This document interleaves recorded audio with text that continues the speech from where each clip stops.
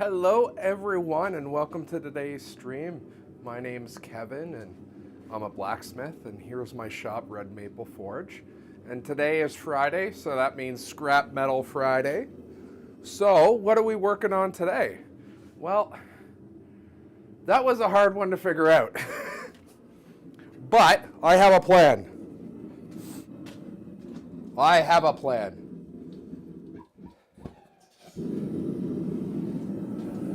And that would be making arrowheads. And the reason why I thought of this is because I end up getting a ton of little tiny pieces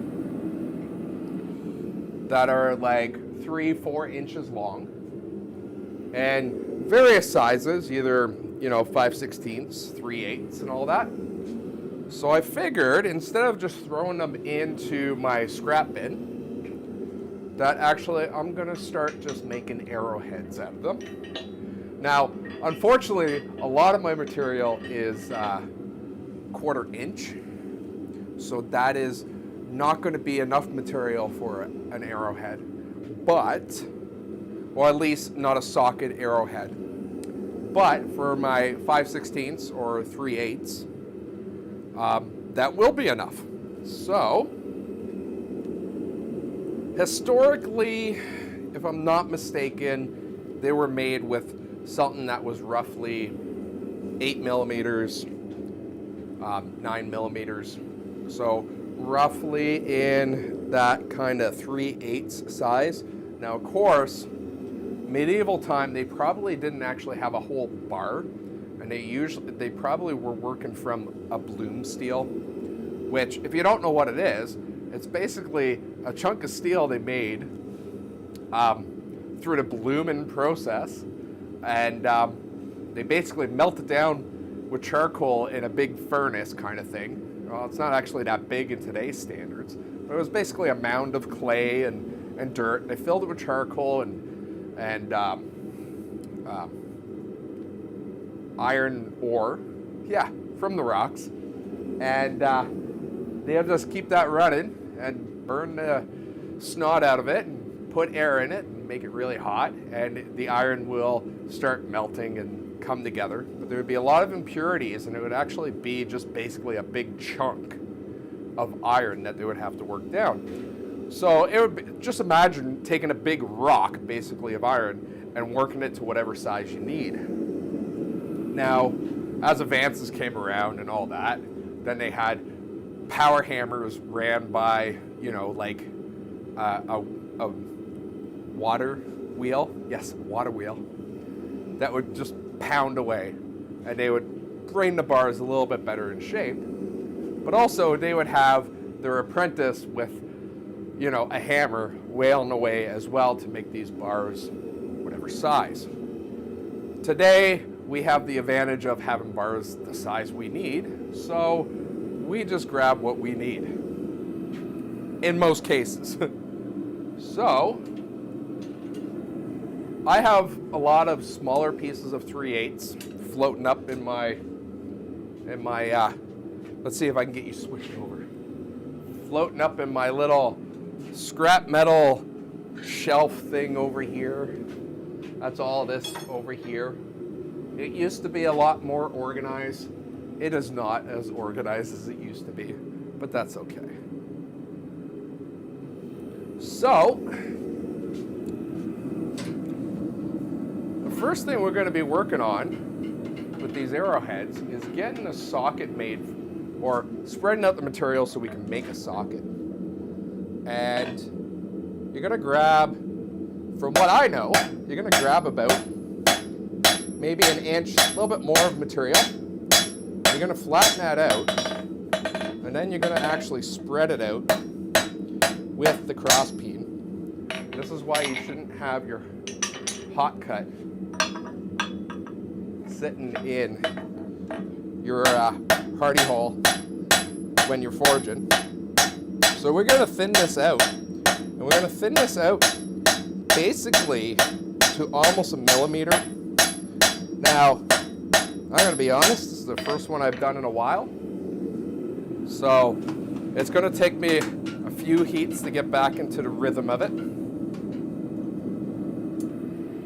So, yeah. We're going to keep our anvil clean like always. We don't want to force the scale in. Now I'm using a propane forge, so I'm able to control my heat a lot better than maybe someone with a coal forge. So as we're spreading this out, it is going to be very easy in a coal forge to burn what we're spreading out, because we're going down to about 1 millimeter thick. 16 gauge, a little bit smaller than 16 gauge. So that is quite small, quite thin, and it will burn real easy. So if you are using a coal forge, make sure you keep an eye on it. It's probably best to do one at a time.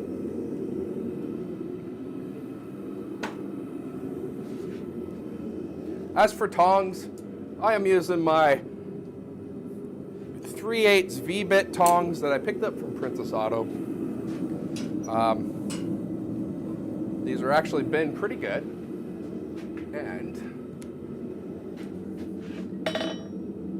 I highly recommend them, especially if you are able to get them on sale like I did. So we're just going to continue spreading this out. I am now using the flat side of my cross peen just to finish it off.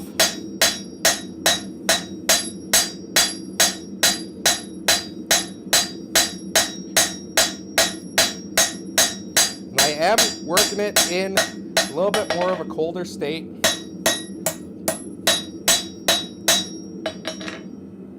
And we're pretty well at the thickness I want to do. Now, of course, the more you do this, the easier it becomes.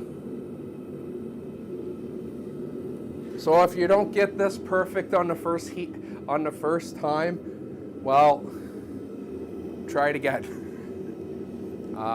Like anything, the more you practice, the better you become.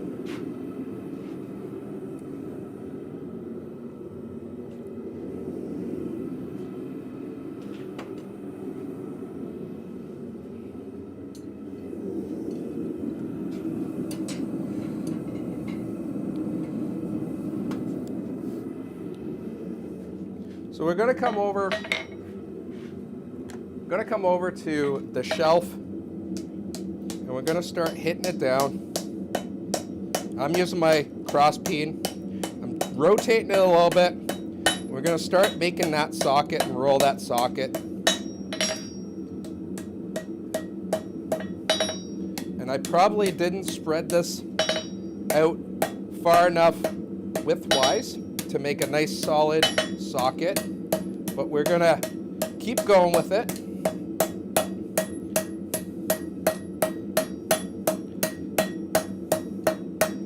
We're not gonna worry about hitting right at the end. We're going more in the middle. And while we're hitting it, we actually want to keep rotating as much as possible so we can get a nice clean roll. I'm actually going to be heating this up a little bit, just so I can make it a little bit tighter. So depending on what size shaft that you're going to actually match this up to, having a bick that goes in your hardy hole would be very helpful, especially if you don't have a nice clean horn. That is one thing I don't have, is a nice clean horn, but that's okay. We can make it work. So normally these guys were going on something around a shaft around about 3/8 or 10 millimeters. But of course, if you're making your own shafts for your own arrows, then it doesn't matter what size you make it to what size you want. But I do believe historically they were in the 8 to 10 millimeter kind of range. So I'm just gonna try and close this up a little bit more. And now that I got it. It's not going to be, this one's not going to be perfect at all. So I'm going to continue trying to close up and make kind of a nice little, oh, what's the word I'm looking for? Transition. There you go. A nice little transition between my socket and the head. And I'm not actually hitting quite hard on here. I am just using basically the anvil to do the work. I'll come over to the edge of my anvil just to clean it up a little bit more. And like I said, this is not currently is not gonna fit over my horn, which is okay. Doesn't need to. You can definitely take your time on this and make it pretty. The cleaner your lines, the better it is.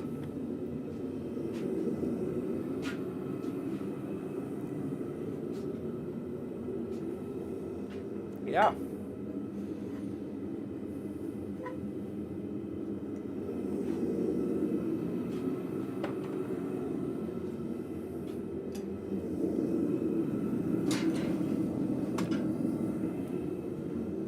So I'm just gonna clean up a little bit at the end of the socket. And this is actually one thing that historically they noticed in medieval arrowheads compared to, like, say, Romans, that they actually, the medieval ones, they actually did and close up that top of that socket so it's more of a taper, where the Romans kind of just left it open. And of course that kind of made a weak spot in the arrowhead. Now we got that all nice and got a little bit of taper, so it's almost like a hourglass coming in there. I'm sorry, I'll try and hold it straight. So on this next heat, I'm gonna actually cut off what I need to make the head.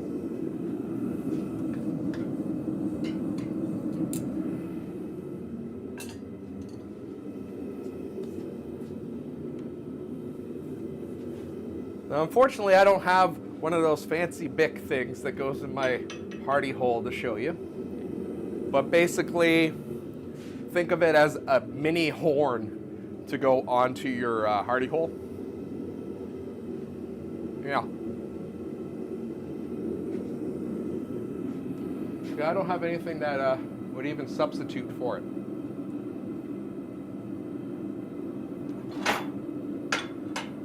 I guess if you really, really are desperate to open up that socket a little bit more, you could use, you know, you could make a quick, dirty punch or something like that to sit like either in your vise or just put it in and work it around. Maybe I'll kind of show what I mean. I don't know if my round punch might be a little bit too small from a taper point of view to show that. But actually, do I have one in this bucket? This might be a little bit better. This is was a ball punch at one point in time.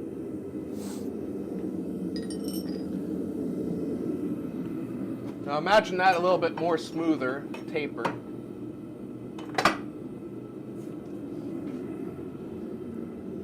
And what you can do, and I hope this fits. It might not. It might be too small. It's too small. Of course. Why would it be the right size? Well, anyways, we can clean that up after. I'm gonna take my chunk to make my head. So I'm taking about, I don't know, an inch or so. I'm just gonna go on my hot cut.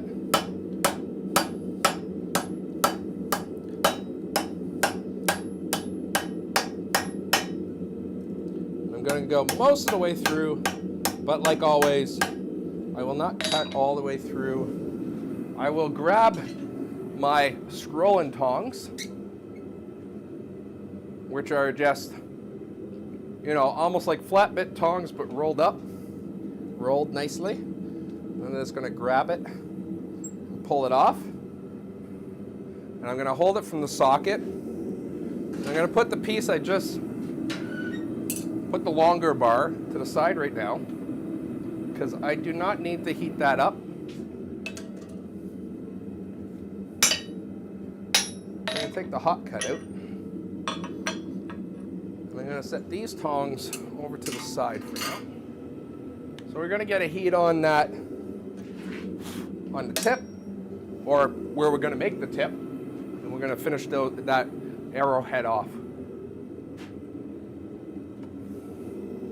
And then I'm going to repeat the process again. And hopefully, I'm going to set this first one aside.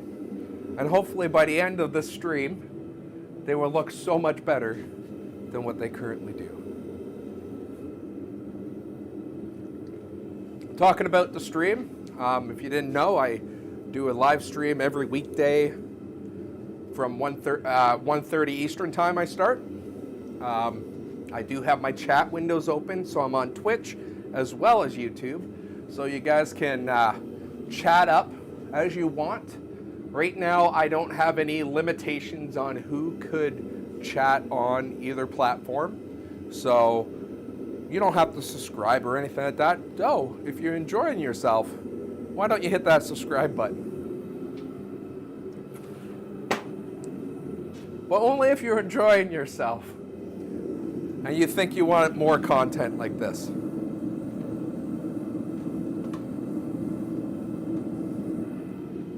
You can also hit that like button too. So we're just going to come in. We're going to start making a really aggressive taper.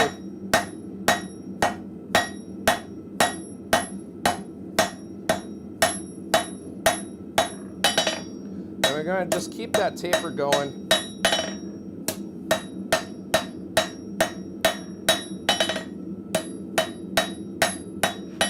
We're going to straighten up everything.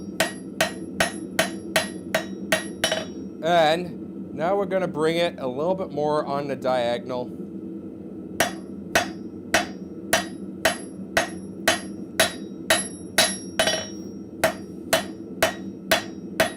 Because we want this more of a diamond shape than a perfect square, which, by the way, takes a little bit of practice. At the colder heats, I am going to plenish it a little bit.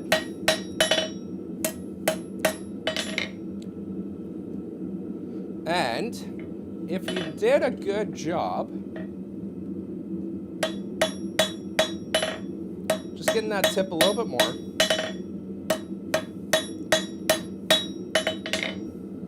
you should have extremely clean lines on that tip. Trying to hold it so you can see it. It's really weird because like when I'm looking at the camera or video, it's the opposite. So that is arrowhead number 1. Now, is this anywhere near accurate to what it should be? I have no idea. But in all honesty, just a quick file on that, and I'm sure that would pierce some armor or something like that. I don't know.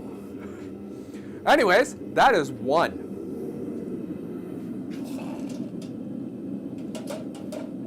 I'm going to quench that off, and I am going to sit it in a place. Well, I got it stuck on my tongs.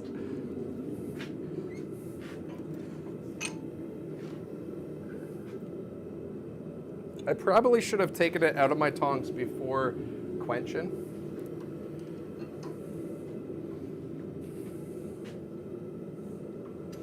There we go.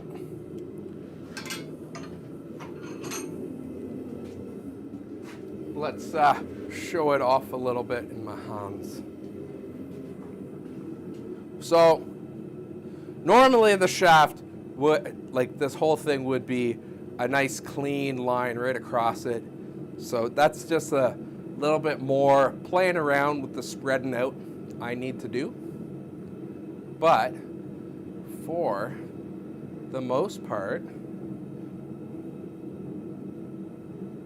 and that arrowhead probably could be a little bit wider. I don't know. But anyways, that is number one. Where can I put it? So I can, we'll just put it here on my swage block for now. And we'll get the second one in the fire once I find out where I put my tongs.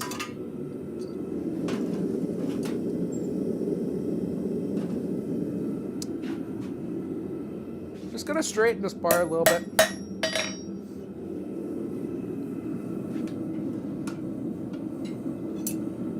So that is one done, and that took me a lot longer than I was expecting. 20 minutes, I guess. No, I did a little bit of talking, so it's not bad. I believe historically they would be, in time of war, they would be expected to make 100 arrowheads a day. That is not going to be what I can do. But of course, the guys that made the arrowheads, that's pretty well all they did was make arrowheads. They had a completely different craftsman that would do the shaft and all the feathers and all that. The flexure will do that. So they actually had a guy, all he did was make arrowheads. And I would imagine, years of doing it, he mal pretty good, or she. Most likely he, I would imagine. But there is feelings that women were blacksmiths too. They just weren't as visible in history. Unfortunately.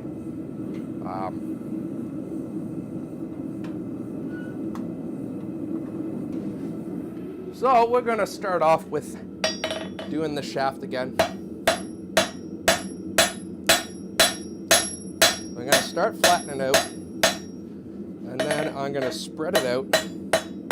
Now, because the last ones I had a little bit wonkiness with what was the very end, I'm going to spend a little bit more time trying to spread it out so I don't get that again this time. And I am going into the colder temperatures with this as I spread out. So we'll just take another heat on that and spread that a little bit more.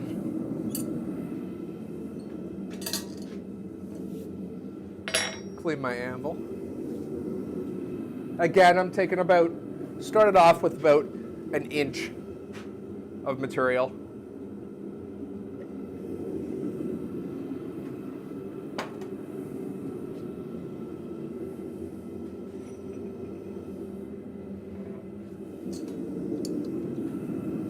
Now, because this is thin, I really don't need all that long in the forge to get it back up to heat. And I'm just going to continue spreading this out.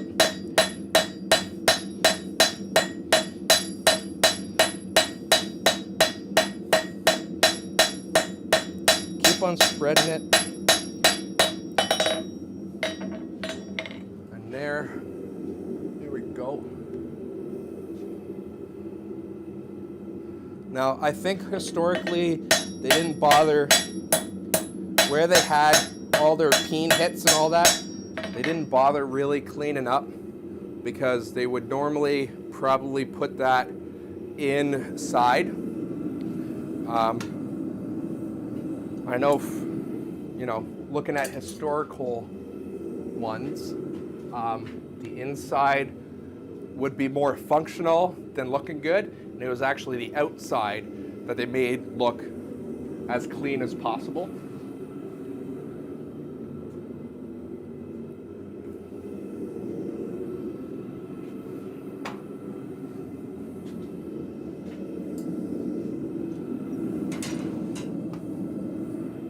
So again, we're going to start over on my shelf. And as I'm curling it, I'm actually going to be moving the steel back and forth just to get that curl going a little bit more. Then I'm going to go onto the face of the anvil. And as I'm doing this, I am going to rotate it. And I'm not hitting this hard.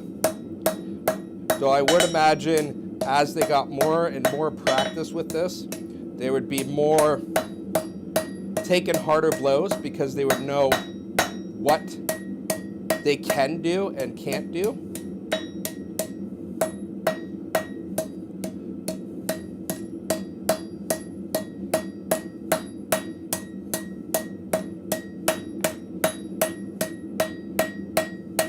So I'm just trying to get the one piece folded over the other to make that socket.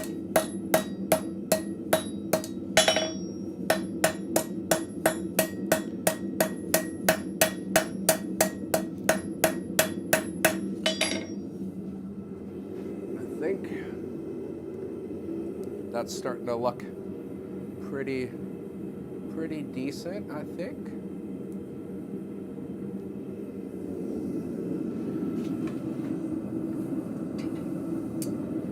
So one thing I do want to show before I get to the next step is right now at the very top of it, I have a little bit of opening there.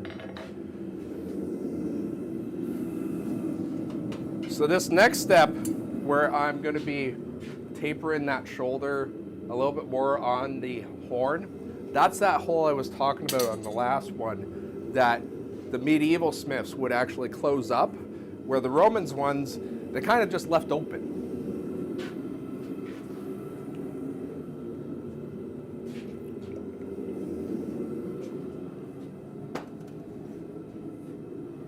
So if you do take a look at the first one I did, I wonder if I can get it on this camera. There's really no hole at the top of that seam. And that's what we're trying to go for. We're trying to close that up as much as we can.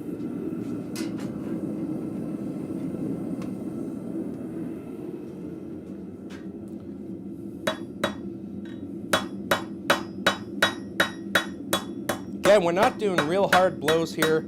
We're letting the anvil do more work than the hammer.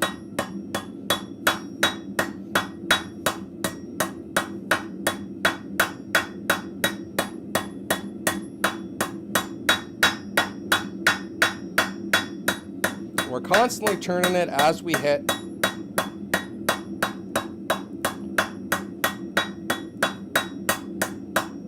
And if we want to, we can come over to the edge of the anvil where I have a little bit more of a rounded, not sharp radius on it.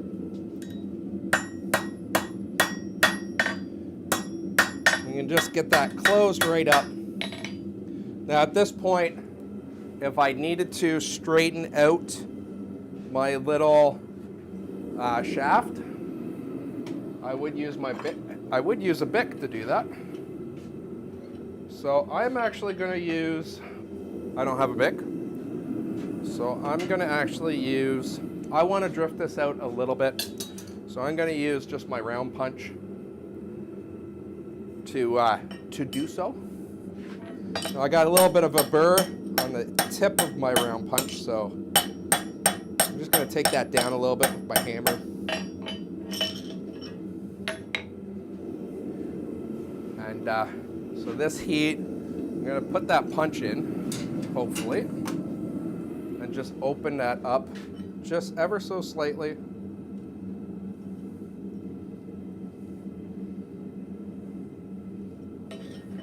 And actually that punch is a little too small to oh. Where's my other round punch?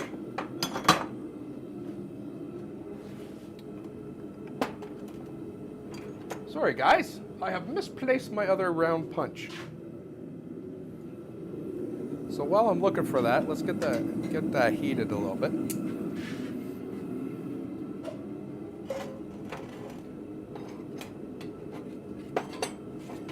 It should be in my punch spot, but it is not.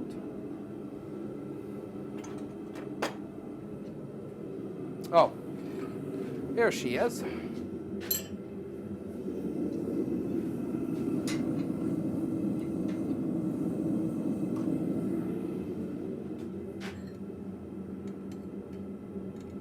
I'm gonna just take my round punch, put it in there. Try and spread that out a little bit so I can get my slightly bigger punch in.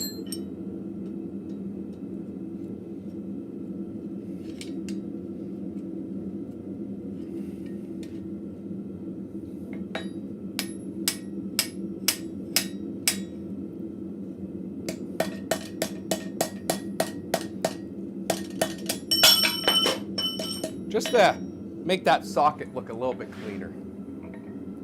Yeah, just a little bit more rounder. So now I'm gonna go and cut that off.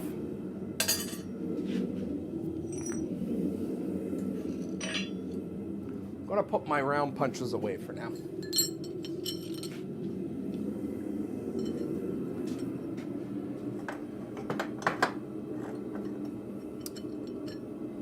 And I keep on forgetting that I want to start keeping my punches punched like the face side up so I can find them a little easier. I have a habit of doing it the opposite way. So we will put my my squirrel and tongs in a place where I can find them.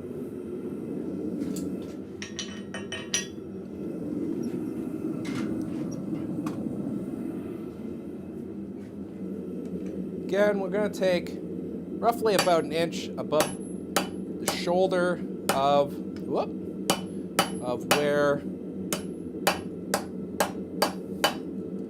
where the shoulder, kind of ends, or what I'm calling the shoulder, between the socket and what will eventually be the head.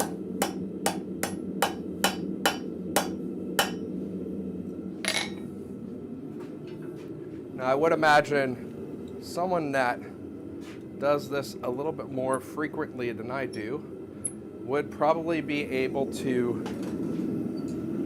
do one of these in close to one heat, if not fully one heat. Actually, I might have been a little too short on this one, so we'll see how this one turns out. It is a possibility that the first one might be better than the second, but that's okay. That's why we practice.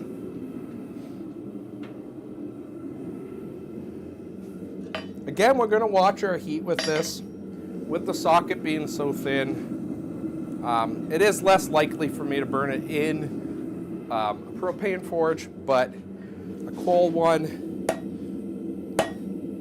it is very easy to burn steel this thin. So I'm just coming in, starting to taper, and we're going to finish up that taper.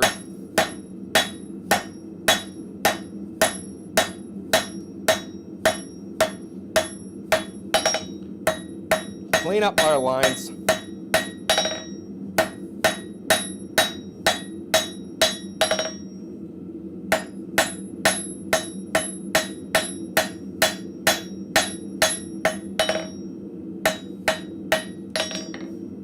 then on my next heat, I'm going to bring that into a more diamond shape. But right now it looks pretty cool how it is. Looks pretty cool how it is. Already. When we get that to a diamond shape and clean up those lines a little bit more.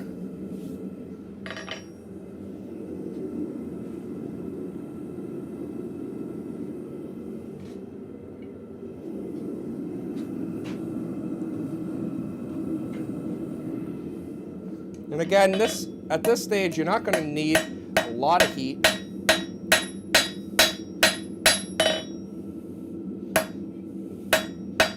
And how you get it to a diamond, you basically want to do it like a square, but not go completely 90 degrees.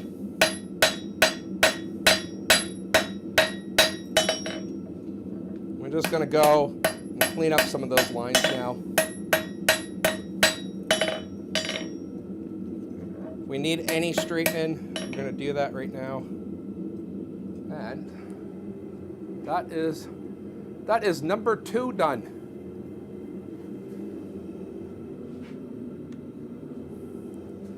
So this one I did not spread out the material as much as I needed to get a very closed connection between the 2 pieces of the socket. So that is definitely something we're going to work on for the next one.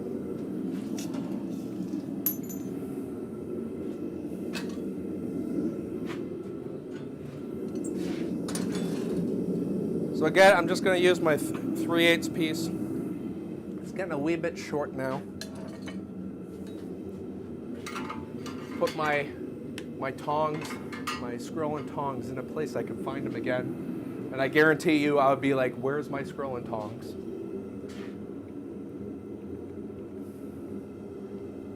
I really need like a little shelf to go in front of the anvil or something like that sometimes to, you know, tools and all that. That is definitely something I have added to the list, what I need for a new stand. When I do make my new anvil stand, I do plan on having a spot where I can have a kind of a removable shelf in front. So when I'm doing small projects like this, I can put my hot cut there. I can put this, because I already put my hot cut back. Because right now, I'm kind of just putting it wherever on the stand, and it usually falls. So I really do need a shelf.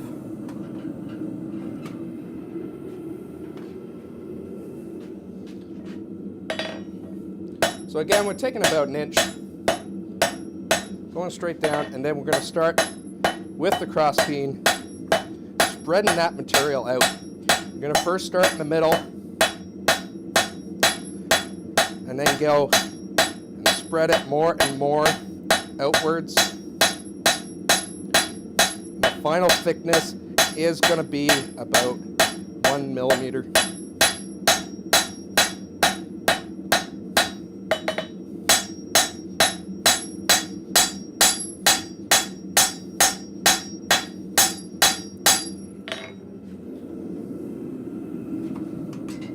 I'm going to take another heat on that just to refine it a little bit more. Make sure my anvil's clean.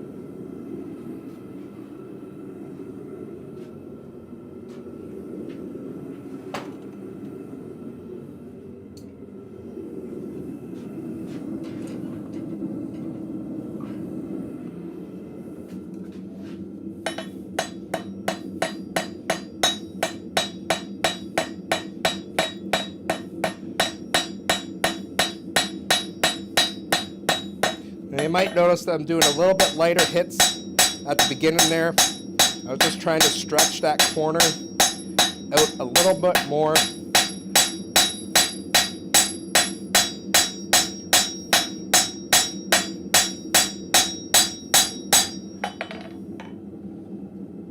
And I think I want to spread that just ever so slightly more.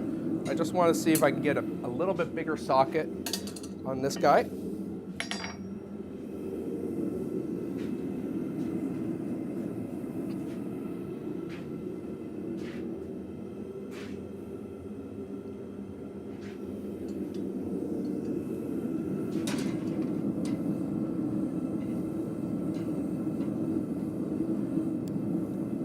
I am keeping track of which side I am doing my fullers from,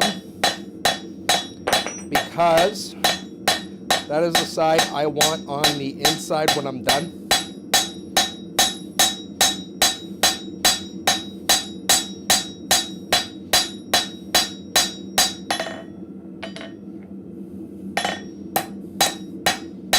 So I got a little bit of extra material in this bottom corner here. So I'm just flushing that out a little bit.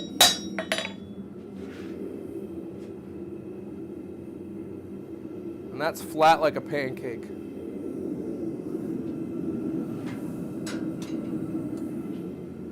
And yeah, you heard my hot cut falling.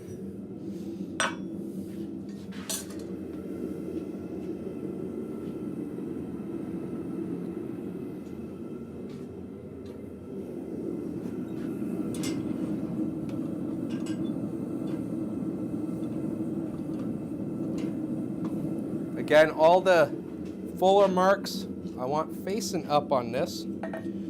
So when I start curling it, all those nasty little marks are going to be inside the socket. And I'm just going to start bringing the socket over.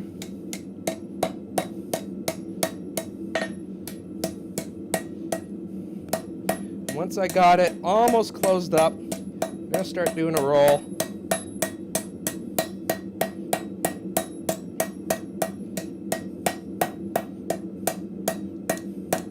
I'm going to try and keep everything straight. I do got one side, they're kind of not, one side did not go underneath the other side. Unfortunately with this one, unlike the other ones. So I will heat that up again and see if I can force that down. There is a possibility I might use my scrolling tongs just to open the one side up.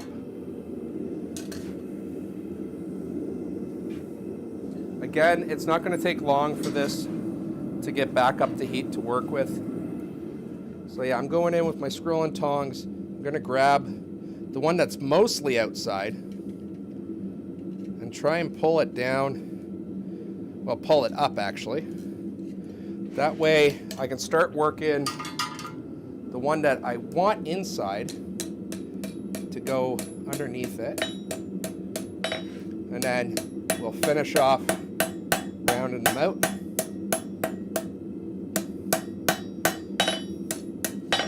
I'm going to come on the edge of my anvil where I got a decent radius. I'm going to start closing that socket a little bit more at the bottom.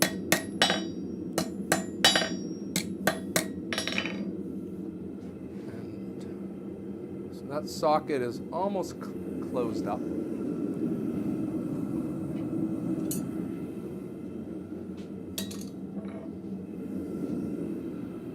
Now again, this one went a little bit askew on circle, or not as nice of a shaft as I want. So I'm gonna pull out my my ball punch again. Not ball punch, sorry, hole punch, round hole punch, and try and shape that a little bit better. Again, having a bic for a hardy hole would be a lot better than using a punch, but we do with what we have.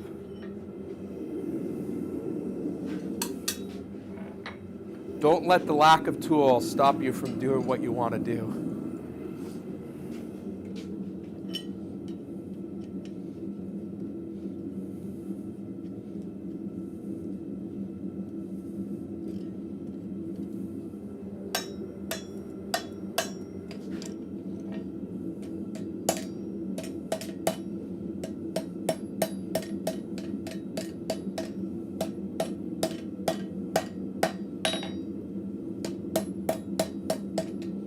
Don't think I'm going to muck around anymore with that socket. I'm going to come over to the horn or bic. I'm closing up that.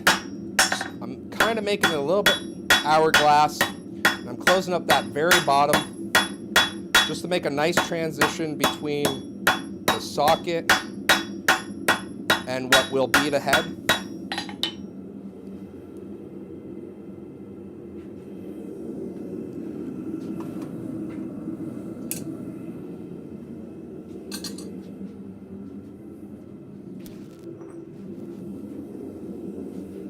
I will get my hot cut ready because I'm hoping that I can get this transition or shoulder done nicely with this heat and be able to cut this off.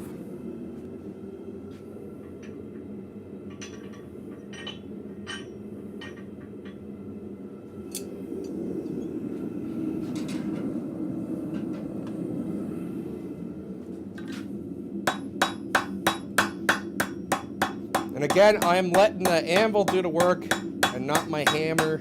I'm doing quite light taps here.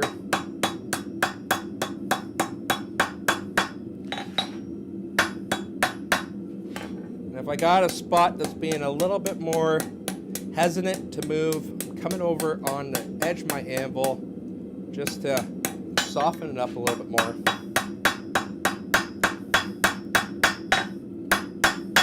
And I'm also not going too far down onto the socket itself and making a mess of it,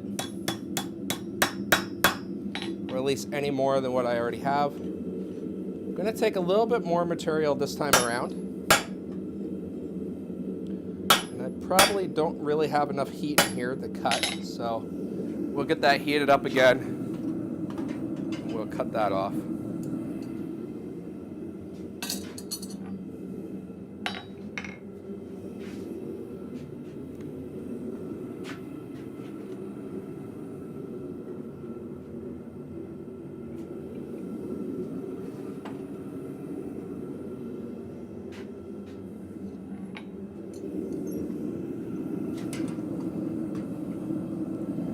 I'm going to make sure that I have my scrolling tongs, or that I'm using for socket tongs right now, at the ready. So when I get this almost fully cut off, I'm going to come so close,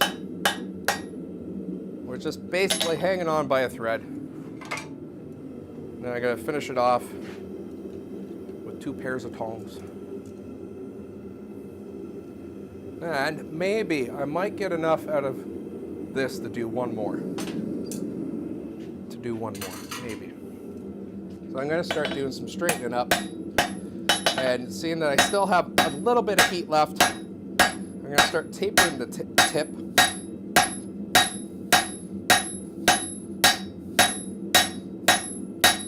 I won't have enough to forge out the whole head, but it will be a good start.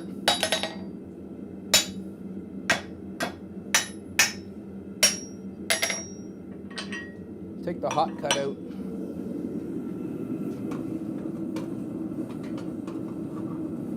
And apparently I got it stuck on my tongs.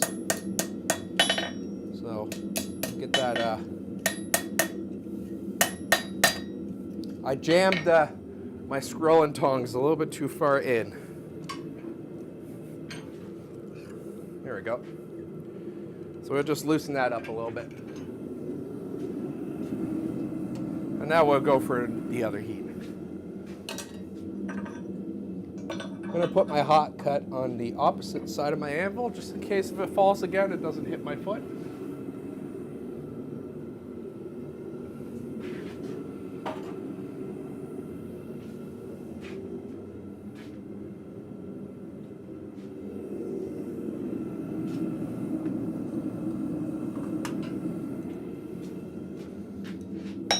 So I'm just going to continue doing that taper to the square.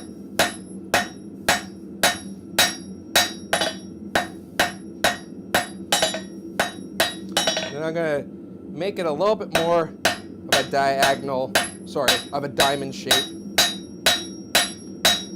By not doing exactly 90 degrees when I turn it.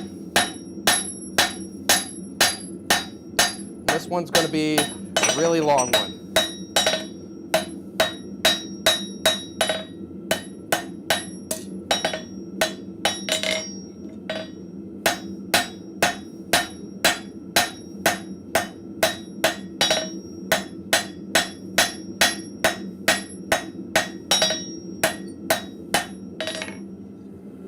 I'm going to take another heat on that. I think it could improve a little bit.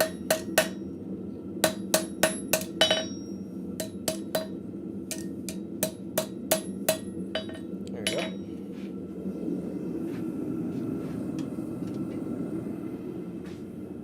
And like I said, my hot cut fell on the ground.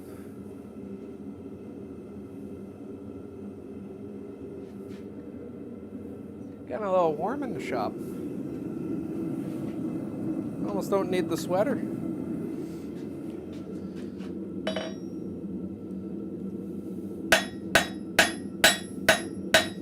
So I'm just gonna try and refine this diamond shape a little bit more. Clean up the lines.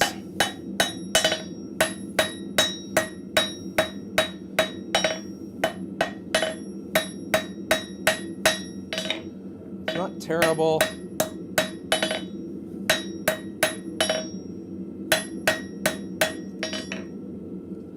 Could definitely spend more time fiddling with it, but that is number 3.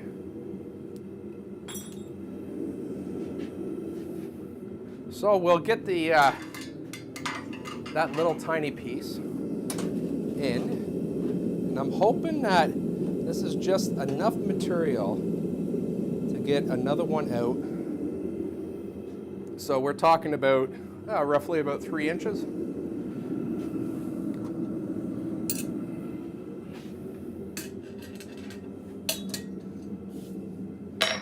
Keep our anvil clean as much as we can. Drink a little bit of coffee and let that heat up.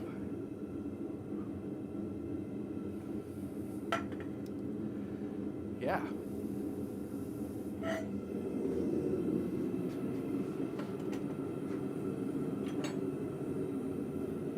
See, I have like random pieces like this. I have no idea where this came from. I cut it off of something. To be honest, I think that's carbon steel, like high carbon steel, sorry. I'll have to check that. But yeah, I believe that's high carbon. I'm judging that by the scale that's on it. It might not be.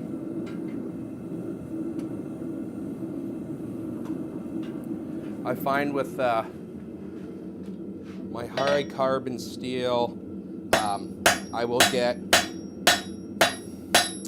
I don't know how to describe it, a little bit more flaky scale on it than my mild steel will.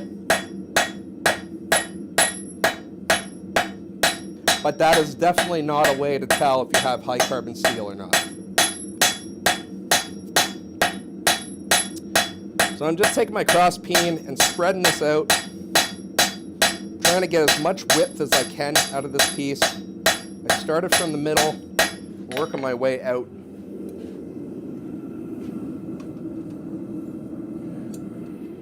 Now I'm probably going to take 1 or 2 heats. Well, actually, I'm going to take at least 2 heats. Sorry, 2 or 3 heats to actually get this where I like it. Like I said, the person that does this a lot more probably can do this whole part in 1 heat, as in spreading that out and actually starting the socket. It's just how comfortable you feel on making a mistake by hitting too hard.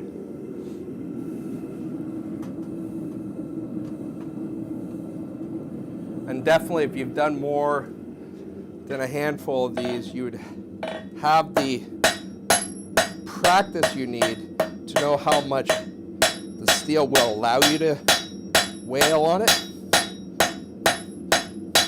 And also, you would have the experience of knowing how to pull it back if you need to.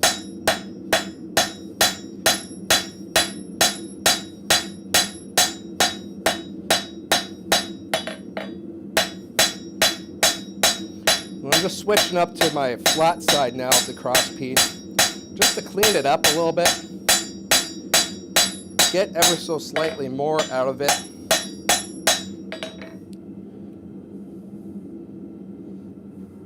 So, I switch into the other camera. This is pretty well the shape I got so far. I do want to spread out a little bit more in here, right where the shoulder kind of is, and in here, because right now if you look at it, it is a little bit thick in that area, and I kind of want to make this flattened spot where I'm doing the socket as uniform as possible.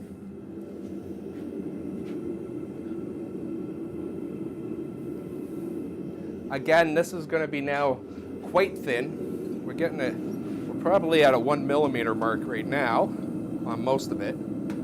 So we don't need that much in a form of heat-wise.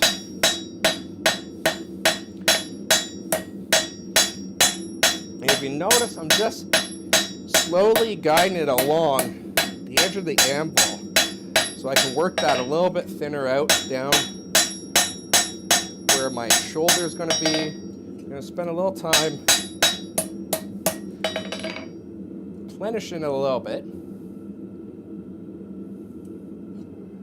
And there's my shape right now.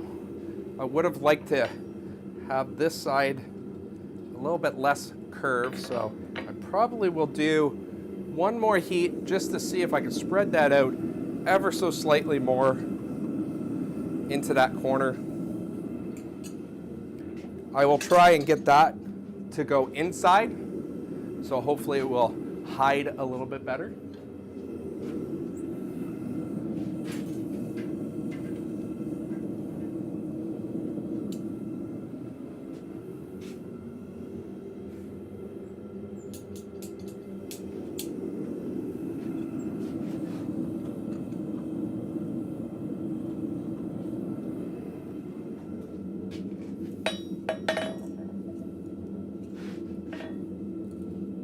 I'm just trying to spread this corner out ever so slightly more. I don't care that this is getting a little bit thinner than the rest. Like I said, this is probably going to go on the inside, so I'm okay with that.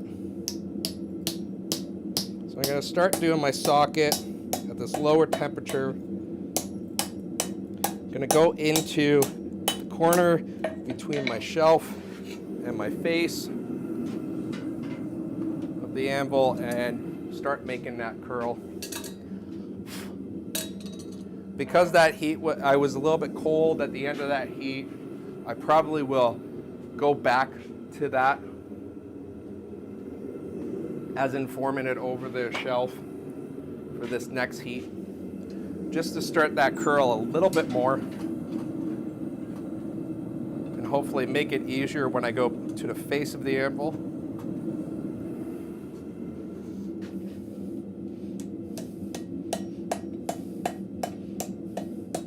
I am rotating this as I go.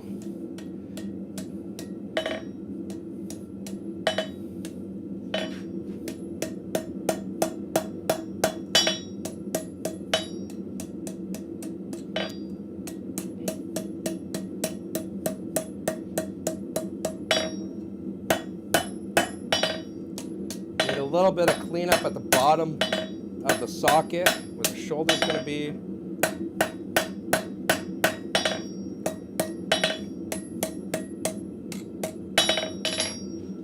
There we go. That's my socket started. And actually this one looks like my best one so far. So now I'm going to go with this next heat, go on the bit just to pull that socket, the top of that socket in a little bit more. Close it up and make a nice transition between the socket and the head.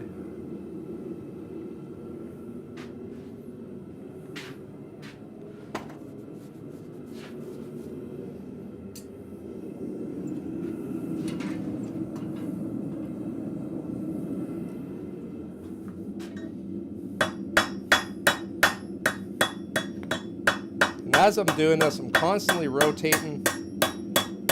I don't want to hit one spot too much.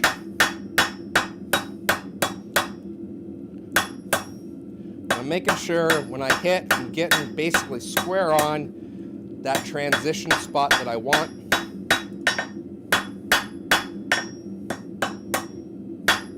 If something's being a little stubborn, I need to hit it down a little bit more controlled.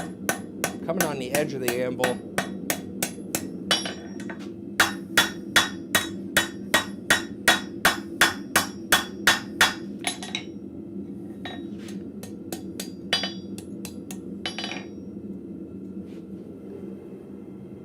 And it's closing up quite nicely. I want to actually take another heat at that. I have a little bit of an opening at the top of that socket that I would like to get a little bit more closer together.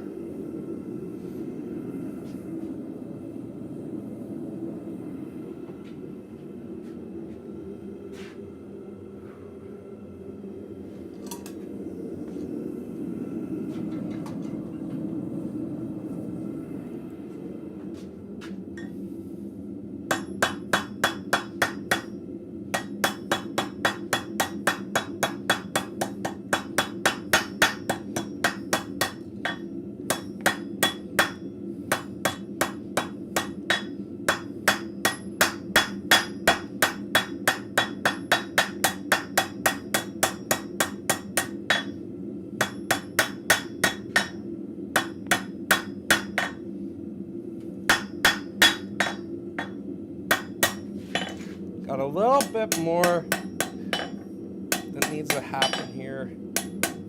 So I'm taking it on the anvil, right on the edge of the anvil. Get that as close as possible to closing up. It's just slightly, well, let me see if I can get just slightly a little bit more open. There, oh, there we go. Little tiny at the top, but I think that's gonna look okay. Now, because I don't need to cut this off, it's already at a length that I'm gonna work with. Just gonna go in, my scrolling tongs, and let's finish this off. We're also gonna do a time check to see where I'm at. Doing pretty good. An hour in, and this is number 4. Not bad. Not bad.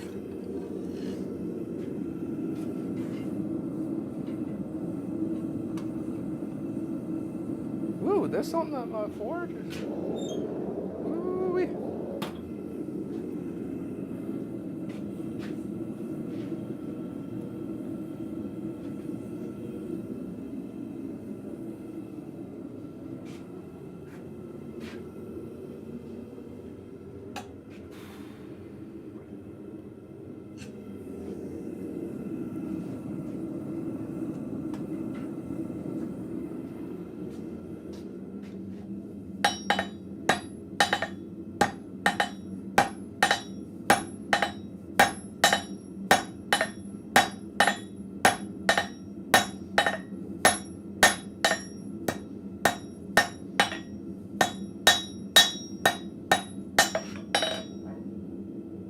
Probably left a little bit more material on here than I need.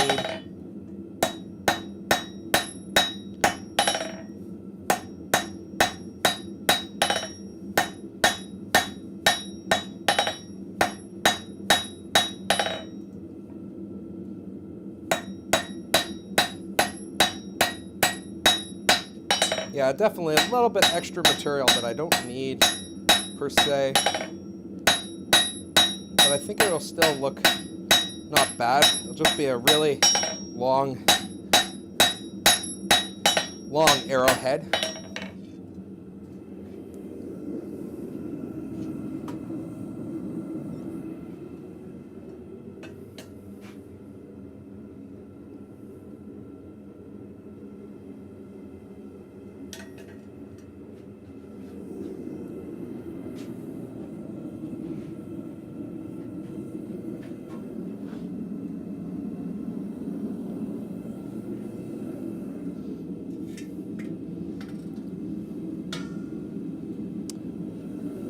Propane tank's getting a little frosty, so it's struggling with keeping the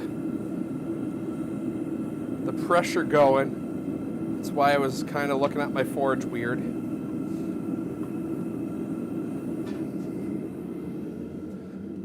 So on this one, I'm actually going to go right from the top. And this is because I have a little bit longer of a tip that I don't need necessarily, but I'm going to go squish down the top first.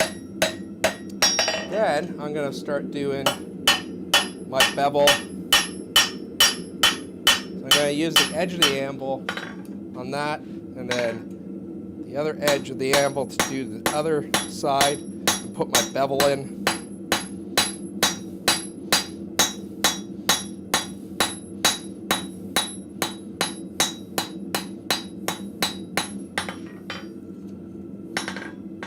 Flip it over. I'm going to repeat the same thing on the other side. I'm going to get another heat on this. So this one is, the head might not look as good, but it's not going to be bad.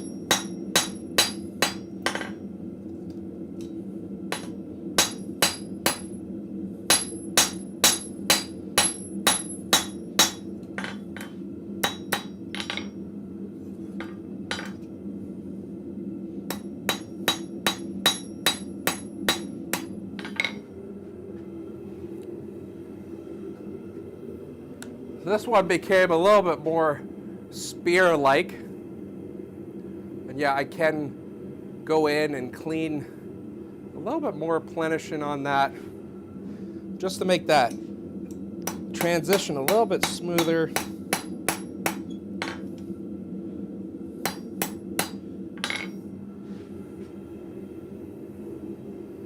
So that is arrowhead number 4. So, I think it's Friday,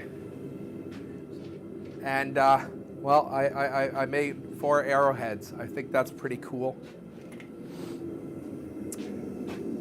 So, there are parts of them that are good. So, comparing my last one, which was this one,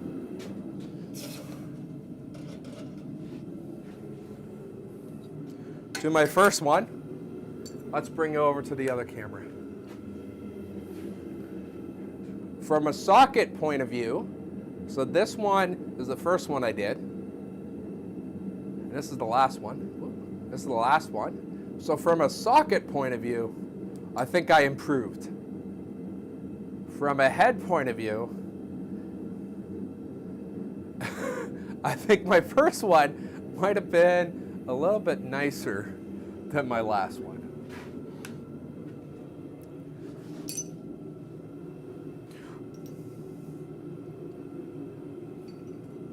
And let's compare the 2 middle ones that I did. So I can't remember if I quenched this one. So let's, and this one I can't remember. So this one is number 2. And this one I didn't spread out enough to get a good roll on the socket. And the head doesn't look too bad. And then on the third one, had a little bit of opening here, and I probably could round that off a little bit better. And the head, well, we won't look at that. I think my heads for the arrows got worse as I was going on. And in all honesty, I still think my first one might have been better from a head point of view. But from a socket point of view, I improved, which is I'm quite happy about. So, yeah, here you go. 4 arrowheads on a Friday. All from my drop steel. So anyways, I think I'm gonna call it a weekend and get into it. So if you are still here, thank you for watching, and I'll catch you Monday. It is Maintenance Monday, so I'll be doing some shop improvements, or making the shop look a little bit better. We'll call it Maintenance Monday because sometimes that happens. Not gonna fix anything, but I think I'm gonna improve the shop. Maintenance Monday can also be shop improvements. So I'll see you guys Monday, 1:30 Eastern Time. Thanks for watching. I'll see you next time.